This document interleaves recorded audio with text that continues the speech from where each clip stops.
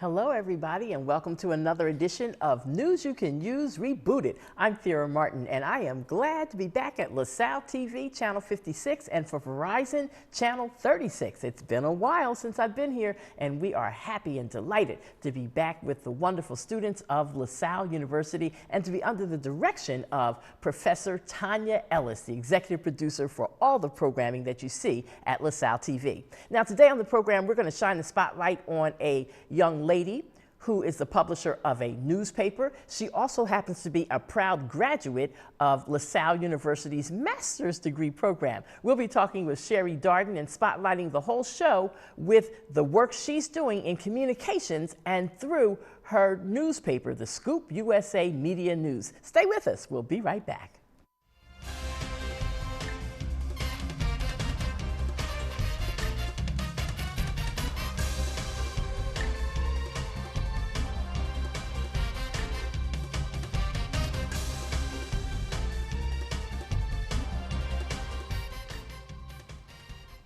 Hello, everybody, and we are glad to have you join us for this edition of News You Can Use Rebooted. I'm Thera Martin, and I'm glad to be back after what, a 4-year absence from LaSalle TV. I had moved down to North Carolina with my husband and was living there and started working in radio there at WSGE FM, which is a radio station in Dallas, North Carolina. But the whole time I was missing Philadelphia and never stopped working for Philadelphia, number one and foremost through the newspaper, Scoop USA Media News. Now, in my first show when I came back, I had Reverend Robert Collier on the show, and I was thanking him for how the black clergy helped keep me sane during the height of the pandemic because they kept sending me work to do. Even though I was in North Carolina, still working for Philadelphia from North Carolina, all these Zoom meetings and internet, email, that's how we communicate, right? The whole world. It wasn't just Thera, but it's great to be back home in Philadelphia. And I have to say thank you to you, Sherri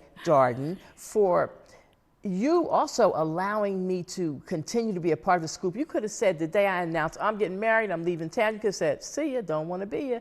But you didn't say that. You said you still have a place with the Scoop. You can still write for me wherever you are. And I'm telling you, that connection to you, my sister friend, my boss with the Scoop, kept me going and helped to keep my sanity because I knew the whole time I was writing for the Scoop through the pandemic that I was helping, we were helping people, trying to share information with people about where to go for immunizations, what to do, what to look out for, what the whole COVID, the symptoms, all of that. And so thank you. Thank you for still allowing me to be relevant, even while I was living out in the woods. Well, as far as you, and I'll say this in entirety, as far as all of our staff, you left the city, but you didn't leave us. And most of the staff with Scoop, and I'm fairly the still new owner, it's just 5 years now, everyone who's been writing for us stayed with us. So because you were dedicated and loyal and actually stayed with me, there's no reason why I wouldn't say, no matter where you go. And another thing is, during COVID, during life period, you can live in any community in the city or state or anywhere else, and you'll find that most of us have the same problems, we have the same concerns. We all want to live, we want to work, we want to have a nice home, keep our family safe. That all resonates with all, regardless of where you are. So I think that the message and what it needs to consistently be, which is always share. I don't care what part of the world you're in. I'm sure we can relate and we can actually have news and share dialogue and have a conversation. Now, I know that you earned your master's degree here at LaSalle University in HR. But I also believe that because of the education you got here and your other education prior to LaSalle University helped to make you the businesswoman and the woman that you are today. So you purchased this newspaper, the Scoop USA Media Newspaper, 5 years ago when the founder and original owner, Sonny Driver, passed. Yes. He mentored you, he prepared you. Before you probably even knew, before you even knew you were going to own the paper one day, he was preparing you. Did you know that that's what he was doing? So actually, no, I didn't. We had always had conversations about me quitting my day job and spending time with him. And I always would say, we can't afford that. This is not the type of situation where I can afford to quit my day job to be with you. But And I always would say to him, if God forbid something happens to you, I'm not working here because I stay here, and we had such that knit relationship that I stayed there because of him. Yes. You know, it was so funny because I stayed because of him, and he stayed. He came into work on the days that I worked because he knew I was going to be there. It was hilarious because I'm like, I only come in here because of you. He said, I only come in here because of you. Yeah. You know, but in him mentoring me and moving me in the area or the way that I needed to be what he needed me to be. You know what I mean? Because he helped me go to school. You know, he guided me and kept saying, and on many occasions, like, if this is what you want to do it. So many nights I would be online in class at LaSalle, but I would be sitting at my computer doing scoop. You know, or in the middle of a session, we would stop and go into group sessions, and all right, boss, I got to work, I got to go to class. So he would sit patiently, but Wow. it was more of a, you know, these are the things that you need to do to be the person that you want to be, as well as, I guess, in his own world, you know, what he needed me to be. Well, I have a little tickle in my throat. I think I need to do a cough, so we're going to have to take a break so I can talk properly. And so stay with us. We'll be back in just a moment.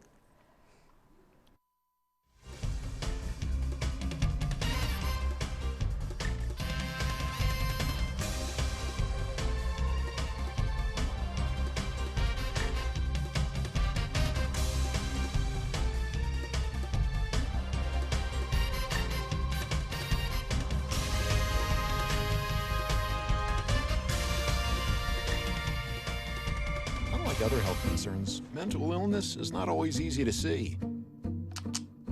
Third line, please. DEPRESSION.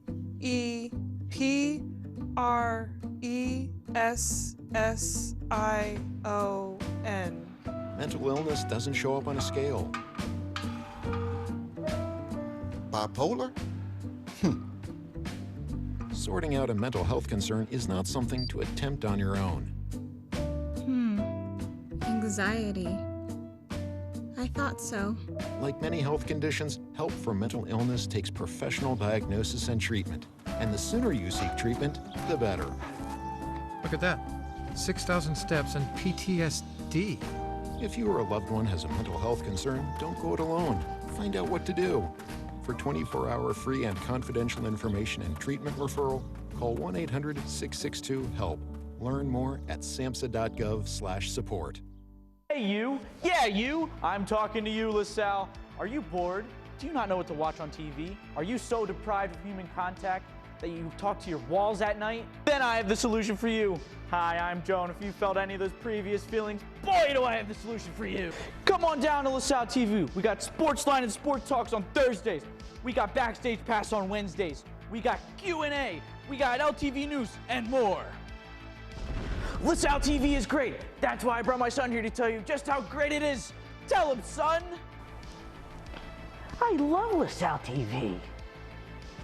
Thanks, son. Watch LaSalle TV. Watching LaSalle TV will even repel the devil. Yeah.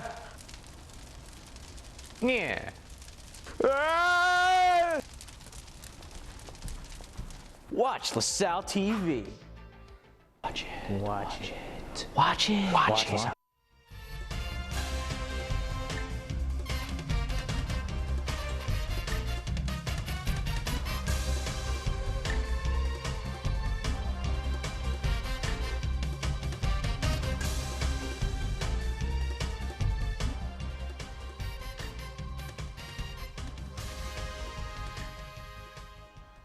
All right, we are back and glad to continue. You see, I got me my LaSalle mug now. I know I'm going to be okay now. I got some fresh water in there. No more coughing for Thera. We're talking with Sherri Darden. She is the proud publisher and owner of the Scoop USA Media newspaper. I have known Sherri, oh my God, 30-some years at least, and when I first met her, she was like this little young girl and just always around whenever I'd come to the newspaper, and Sonny Driver, the original owner, always spoke highly of her and all that, but I didn't pay you that much attention, which is my loss. Little did I know years later she would step into some big shoes and take over for Sonny Driver. And I have much respect for Sonny Driver. Love him, will always salute his memory and celebrate his memory. And I thank him for allowing me to come and to work at the Scoop when I barely knew how to formulate a news story, print newspaper-wise. I was trained to write news stories for radio. Okay. And there's a difference. It's a Oh, difference. but I was horrible. Sonny was like, what is this? It's like, different. What you turned into me? But he saw something really special in you. And I think we're blessed to have you as the publisher. And in 5 years, you are doing the darn thing. Because when you first purchased the paper, we had one paper that came out once a week. So 4 times a month, the Scoop USA easy. newspaper. Boom. So easy. And when Sherri Darden took over, she said, oh, we're going to have a business paper, which we call Vision, Scoop Visions. We're going to have an online newspaper. We're going to have a website that's not just a website we throw up on the internet and say, hey, everybody got a website. You have an active website that you freshen? Like what? That's a concept. So many people I know in high places, people that you would think would have staff on hand to freshen your website, but and it's not. So I think you're doing a fabulous job. You got the YouTube channel for Scoop. We have the Inside Scoop radio program on WWDB-AM. Did I miss anything? Oh, we got the Scoop phone app. A Scoop, I mean, I usually first see the newspaper on my app because it alerts. It pops up. It comes up, says new edition, Scoop. I'm like, all right. And I look, and then when I come in the office, I grab up the actual papers because I'm still old school. I love to hold the paper in my hands. But Scoop has been around for how long? Wow, 63 years. We just made 63. So the thing about Scoop, and you've been around for a while, we'll just say it that way. 40-some years. Yeah, you've been around for a while. And the thing about Scoop is that Scoop has been around. We do have history. We have been dedicated to the community for most of my life. Yes. And the goal is always to remain that part of the community and actually continue to share that narrative on behalf of the community. Right. And when somebody was like, when you say community, what are you saying? Like community in the sense that not so much we're talking about a neighborhood, but we're talking about the African American, Black and brown community, minorities. That is the term, you know, community that we talk about. And we go across all boundaries, you know, and Mr. Driver, the papers, oh my God. So having one paper, you know, we actually expanded during COVID, and it was easy to expand because during COVID, the world was so fluid. You know, the news was different every minute. But it was easy, but it was a bit of a challenge too, right? Because a lot of businesses that we would normally think they're going to advertise in our paper, but people weren't advertising because businesses were shut down. So when COVID hit, in January, you started seeing things start to diminish. People started canceling their events. So by the time March came, everything that we had planned was done. Like we had no ads coming into the paper. There were actually nothing except for the very basic things. So, but the good thing was, and it was a good and bad thing, was we couldn't print. You know, a lot of people stayed on and did print, and I gave them total blessings because if you can afford to still print and you're not making money, God bless you. I was smart enough, and I had actually, and I say smart enough because in the year before then is when we got our app and we were actually already digitized and everything was up so that I could just go straight and go online with everything and go straight digital, which was perfect for us because while we weren't making money, the cost of digital is maybe 10% of the cost of print. You know, so it was, all right, if we can still publish, we can still get out information, we can't print. So my job during COVID was to continue to share information and stories, but to fight to get back to print. Because there is, just like you say, you wait for your paper, there is maybe about 40% of people who actually do want to read print or who need print because they weren't technically savvy. People didn't have computers and there were a lot of other things that were going on with COVID that identified that we have a whole population over here who can't get information. And in my opinion, because COVID couldn't be contained on paper, it didn't live on paper. So I was like, if I can get this paper back, we can actually give it to the people who can't get information. But now in reality, the Scoop only stopped printing. You were still publishing, but you didn't print the hard copy of the paper for what? 3 weeks? It was 3 months. It seemed like it was shorter than from, the last time I printed was March 13th, and then we started back June 1st. It was exactly 3 months. It was 3 months of fighting to generate enough income to pay the printer. Wow. Because print, if you understand print publications, print is the most expensive and it is the necessary thing for me. I don't ever think that I'll ever want to not print.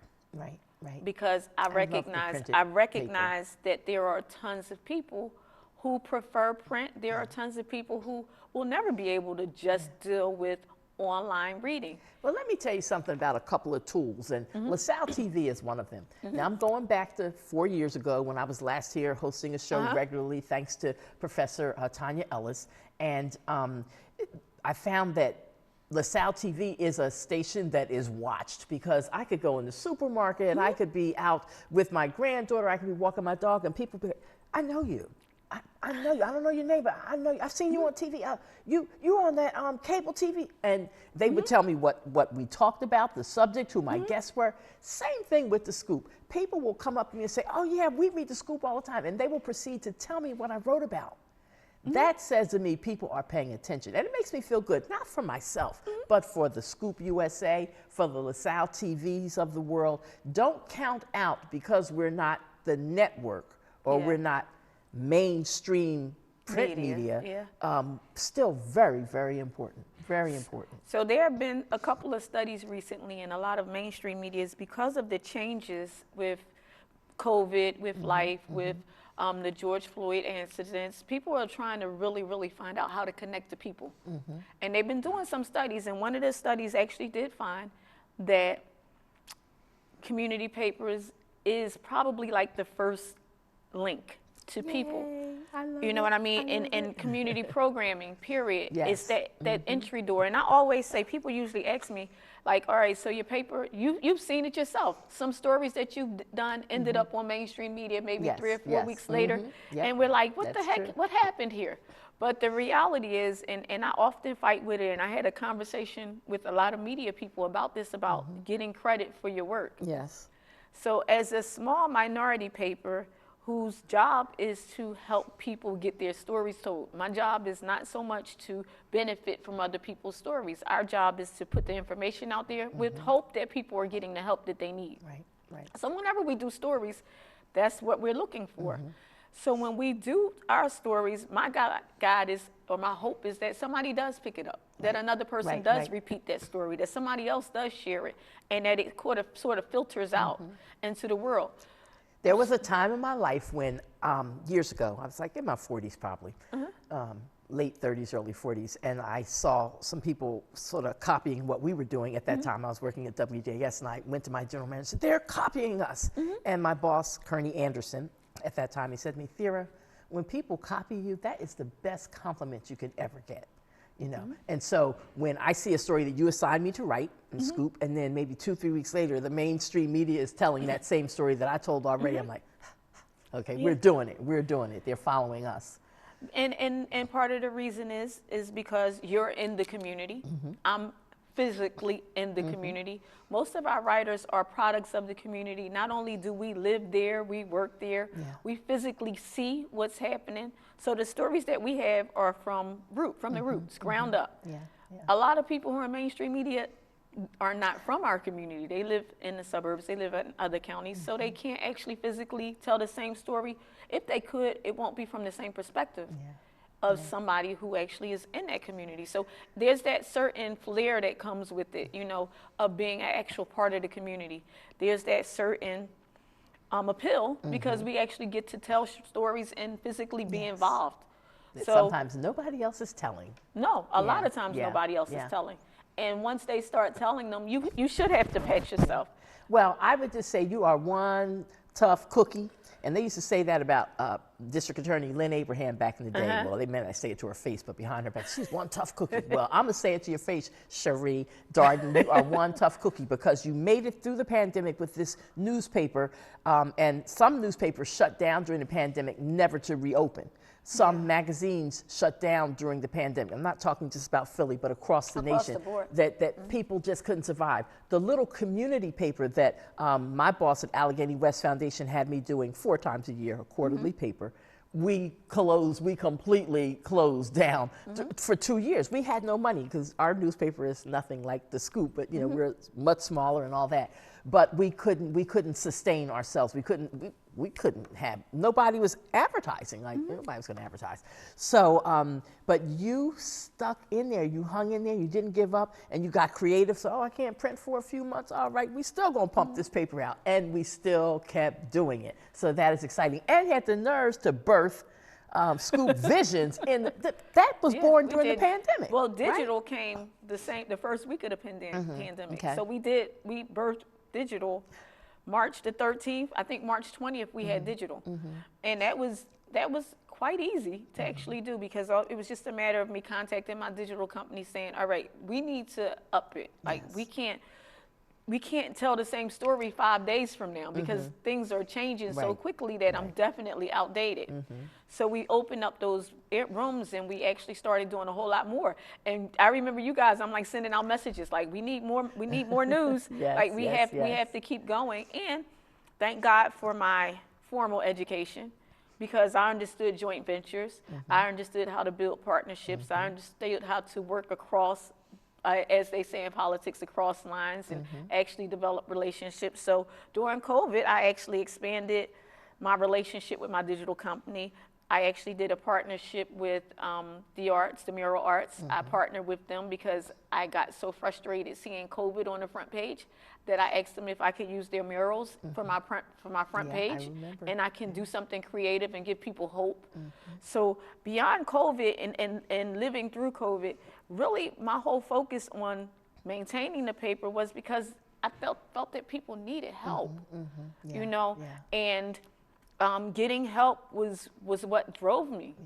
You know, it was like, no. Now, the churches were like one of our major distribution points for the Scoop for years, going back to the Sunny Driver days. Well, during COVID, all the churches closed down. And so where can people find the Scoop these days? If they don't have a subscription, which I suggest you get a subscription. I had a subscription while I was in North Carolina, and I loved getting my paper mailed every week. And I just, even though, you know, of course I know what I write because I write it, but I'm going to see everybody else's stuff. And even though I have the app on the phone and I can go on the website, I still like holding my paper in my hands, and so that's what I did. But people who want to get the Scoop, well, where can I pick it up? So during COVID, we actually had to revamp everything, and we went back to almost every supermarket. We're just about in every market. We are still in all post offices. We're in a few churches, and some of them are reopened, so we've actually started going back to many churches. We were at many places where people were giving out food. You know, we were we would drop off bundles to them and actually had them put in the boxes of food. We had to do what most people needed to do, was transition and come back with a new plan. Like, how are we going to actually make this when the print paper came back out? How are we going to get this into the hands of people who actually need it? We have a young man who does door-to-doors.